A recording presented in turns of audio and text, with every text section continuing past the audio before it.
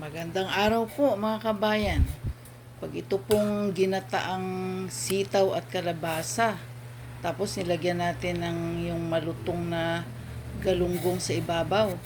Naku, tsak, mapapa-only rice po tayo. Tara't gawin na po natin. Gisa sa mainit na mantika yung hiniwang sibuyas, bawang at luya, sangkutsahin. Sunod ang alamang igisa. Ilagay naman natin yung ating mga pinutol-putol na sitaw. Ayan, lagyan ng gata at konting tubig. Rin ng durog na paminta at garlic powder. At ayan, sinunod na natin yung kalabasa. Mga sili. Ipatong na rin natin yung piniritong crispy galunggong. Ilagay uli ang isang pakete ng ating gata. Kulo pa po.